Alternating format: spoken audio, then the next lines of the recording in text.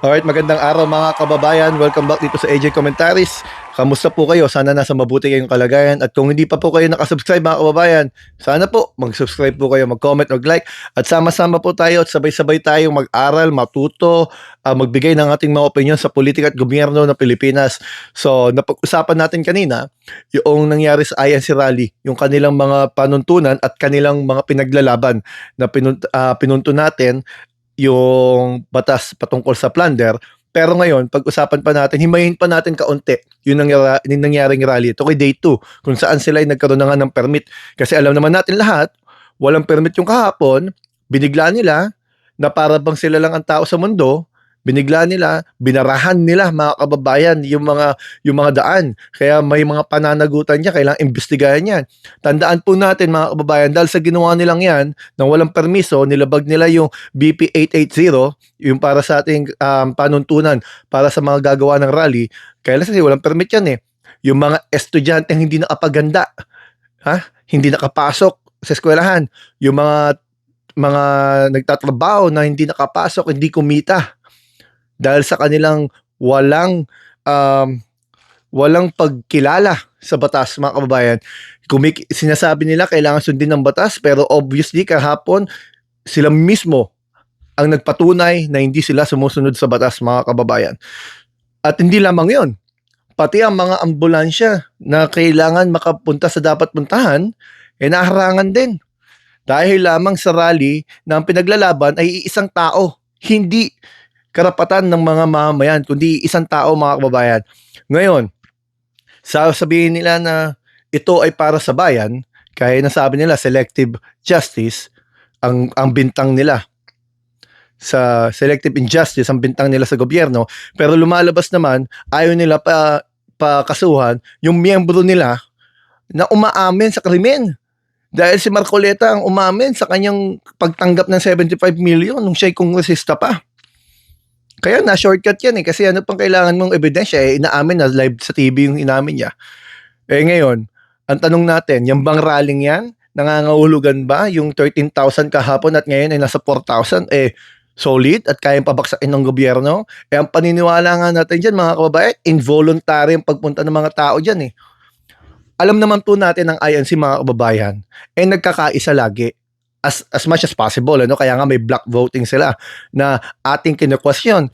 Kasi tandaan po natin yung 2007, yung alagad party list nila, yung party list na inilahok nila sa kampanya noon, ang nakuwang boto noon, kung hindi tayo nagkakamali, ay 700,000. Bakit ko po alam? Ako po ay nasa political science, nasa kolehiyo po ako noong panahon na yon, at isa yun sa pinag-aaralan ko, yung election 2007.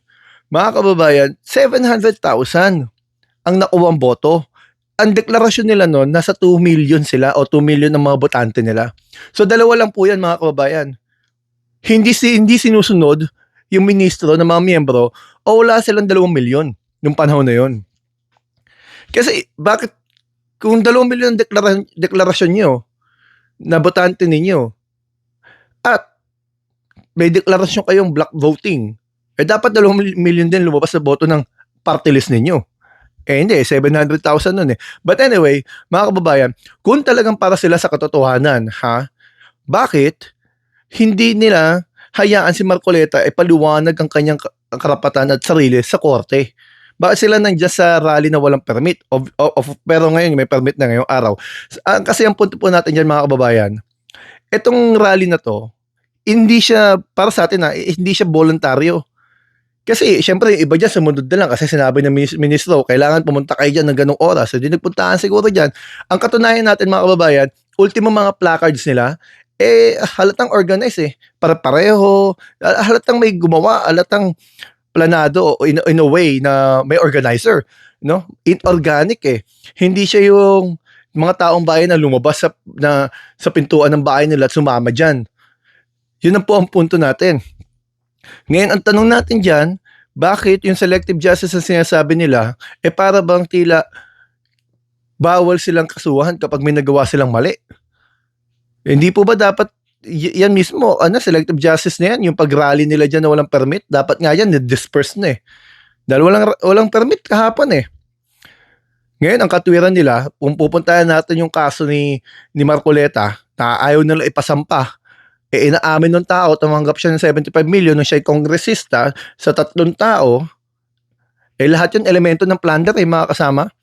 Ang sabi nila, dahil daw hindi daw yung galing sa kaban ng bayan. O balik tayo sa mga jurisprudence. Ang sabi sa wetting case ni Erap noon, si Erap ay nakasuhan ng plunder dahil tumanggap siya ng pera mula sa wetting, hindi mula sa kaban ng bayan.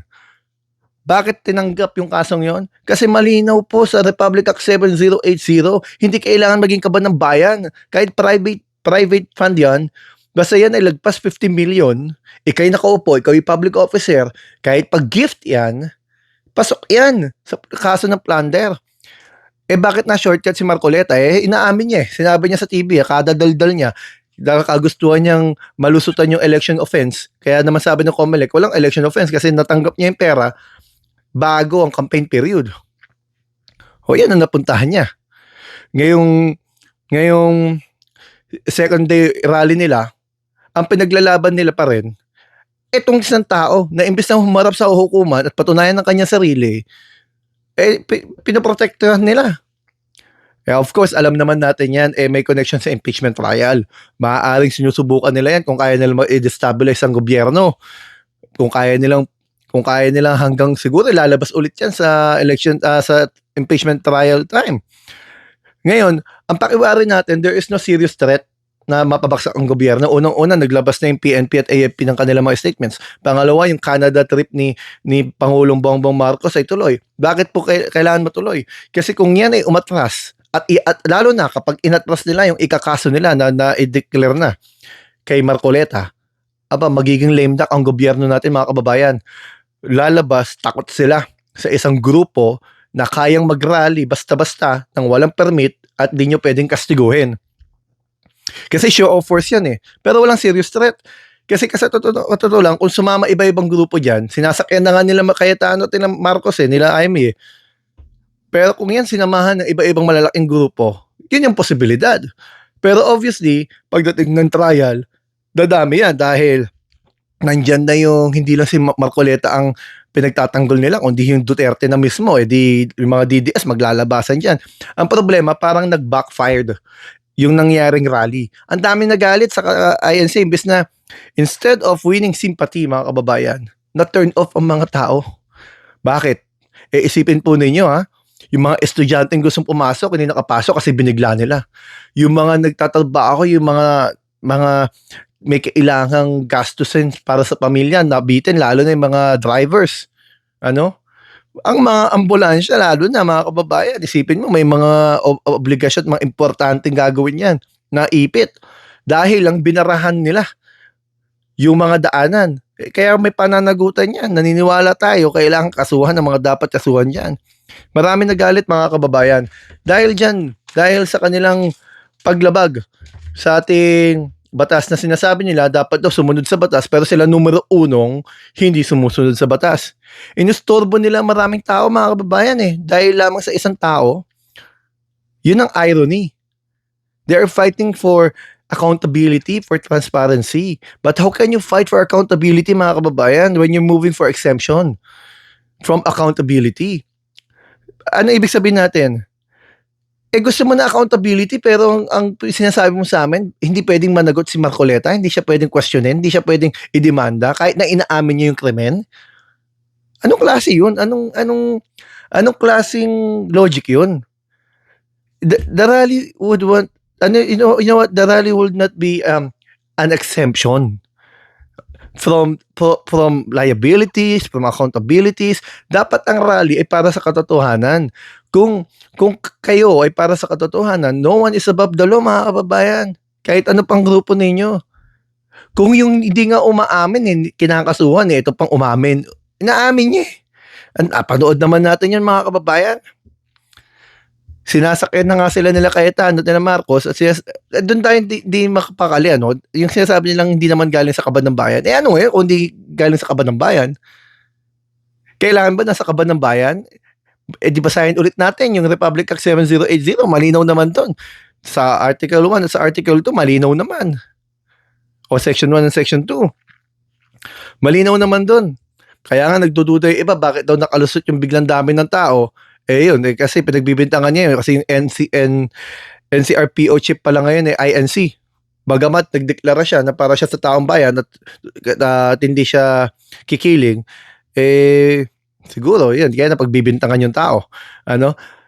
Mga kababayan, maraming po salamat. Mag-live po ako mamaya para po doon sa mapipili nating subscriber na masesendan natin ng 1,000 pesos dahil tayo po ay mayroon ng 1,300 atang mga subscriber makalipas ang isang buwan natin sa YouTube. Maraming po salamat mga kababayan. Kung hindi pa po kayo nakasubscribe, sana po subscribe na po, comment at like. Salamat po sa inyo. AJ Comentaries po.